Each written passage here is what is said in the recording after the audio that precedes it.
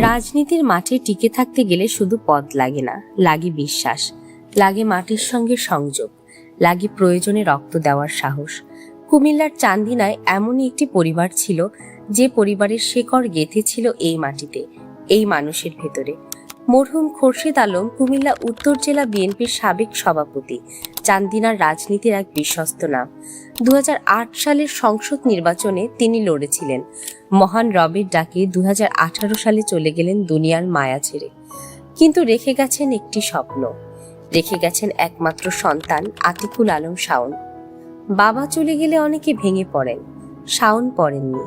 পিতার মৃত্যুর পর কাঁধে তুলে নিয়েছেন পুরো রাজনৈতিক উত্তরাধিকার, হয়েছেন চান্দিনা উপজেলা বিএনপির সভাপতি। আর কেবল চেয়ারে বসে নয়, রাস্তায় নেমে মানুষের পাশে দাঁড়িয়ে প্রমাণ করেছেন তিনি সত্যিকারের নেতা। আওয়ামী লীগের দুঃশাসনের বিরুদ্ধে মানুষ যখন রাস্তায়, শাওনও ছিলেন সেই মিছিলে। বিএনপির পদযাত্রায় পুলিশের গুলি এসেছে, শাওন আহত হয়েছেন। এই মানুষ কেবল ভাষণ দেননি, রক্ত দিয়েছেন।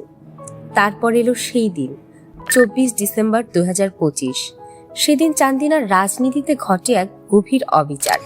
এলডিপির মহাসচিব পদ ছেড়ে সেদিনই বিএনপিতে যোগ দেন ডক্টর রেদওয়ান আহমেদ।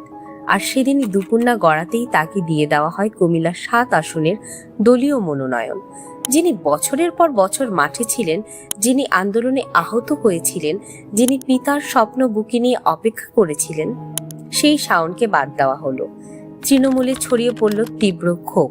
শাওনকে বহিষ্কার করা হলো, তার নেতৃত্বাধীন কমিটি বিলুপ্ত করা হলো। কিন্তু শাওন থামলেন না।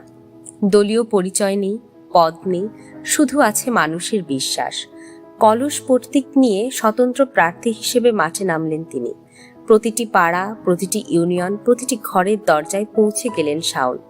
এলো 12 ফেব্রুয়ারি 2026, ত্রয়োদশ জাতীয় সংসদ নির্বাচনের দিন।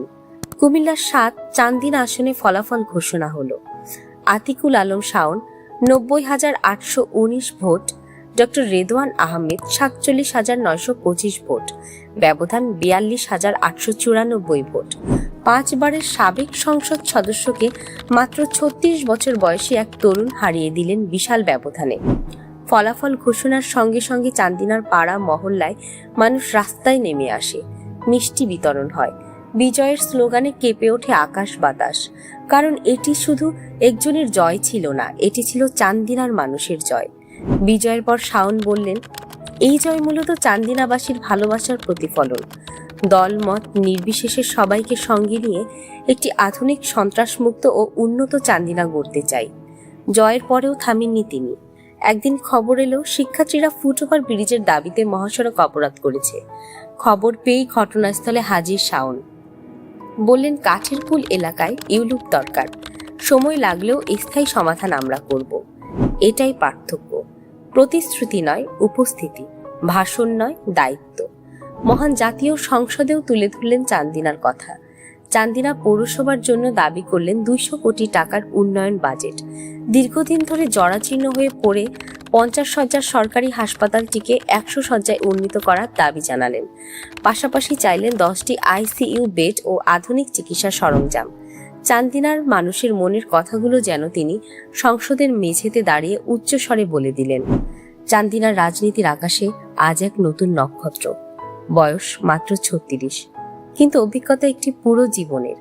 পিতার স্বপ্ন বুকে নিয়ে, মানুষের ভালোবাসাকে শক্তি বানিয়ে, রক্ত ও ঘামে লেখা এই যাত্রার নায়ক আতিকুল আলম শাওন। চান্দিনার ইতিহাসে এক নতুন অধ্যায়ের সূচনা হয়েছে। চান্দিনার জন্য, মানুষের জন্য এগিয়ে যাক চান্দিনা।